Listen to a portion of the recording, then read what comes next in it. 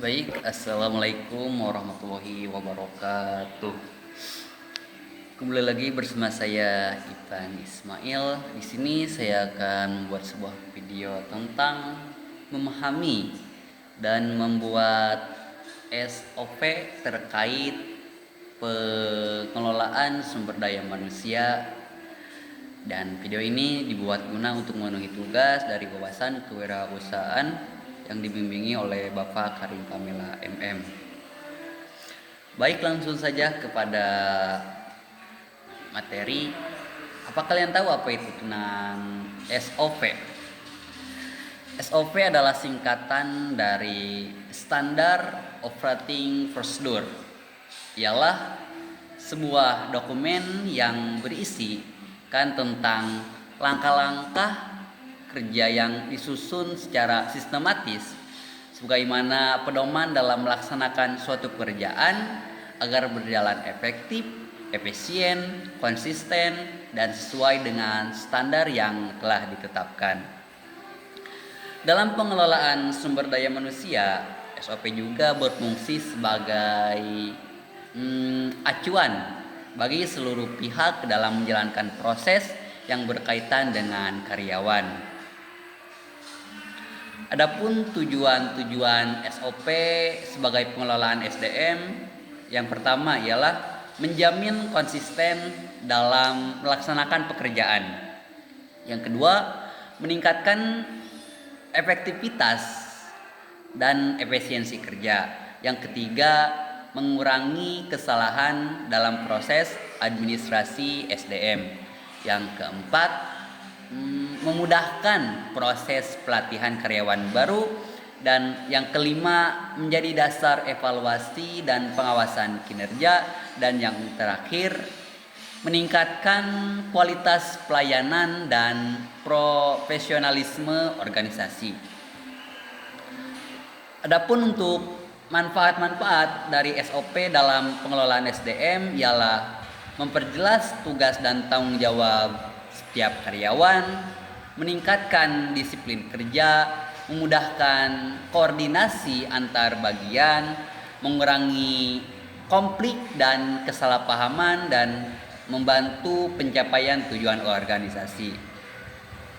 Adapun untuk ruang lingkup SOP dalam SDM mencakup pertama rekrutmen dan seleksi karyawan, kedua orientasi dan pelatihan, yang ketiga penilaian kinerja, yang keempat pengembangan karir, yang kelima pengelolaan absensi dan cuti, dan yang ketujuh penggajian atau tunjangan, yang kedelapan disiplin kerja, dan yang terakhir pengunduran diri atau pemutusan hubungan kinerja, pemutusan hubungan kerja atau disebut dengan PHK.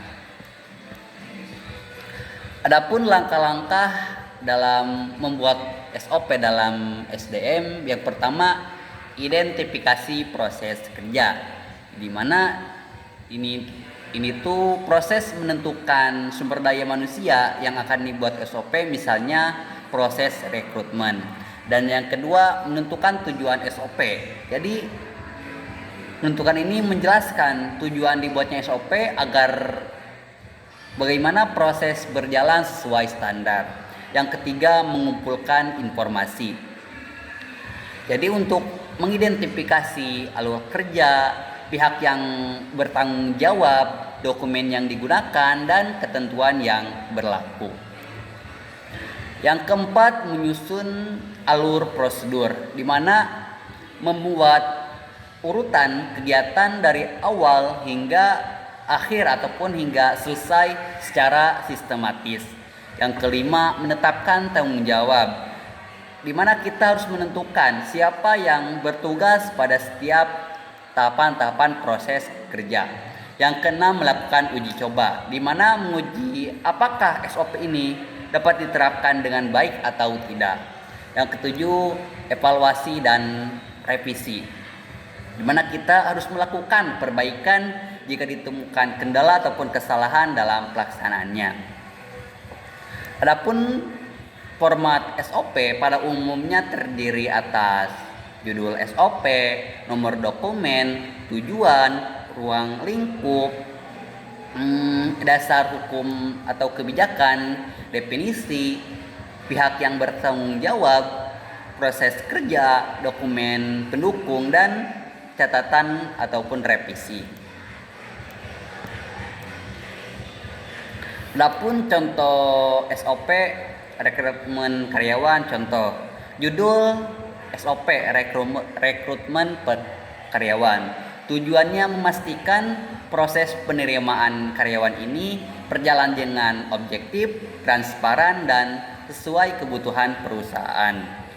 Kemudian dalam prosedur yang pertama, divisi mengajukan permintaan kebutuhan tenaga kerjanya berapa. Yang kedua, bagian HR melakukan analisis kebutuhan, dan yang ketiga, HR memasang informasi lowongan kerja. Yang keempat, HR menerima dan menyeleksi berkas pelamar. Yang kelima, kandidat mengikuti tes dan wawancara. Yang keenam, HR menentukan kandidat yang lolos. Yang ketujuh, kandidat menerima surat penawaran kerja. Dan yang kedelapan, karyawan baru mengikuti orientasi.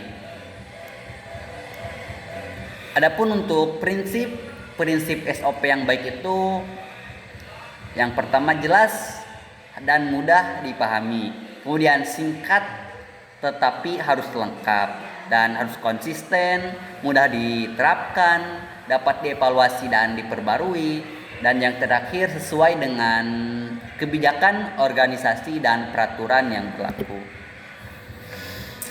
Mungkin untuk kesimpulannya, SOP ini merupakan pedoman sangat penting lah bagi dalam pengelolaan sumber daya manusia, karena dapat membantu sebuah organisasi menjalankan setiap proses secara terstruktur, konsisten, dan efisien.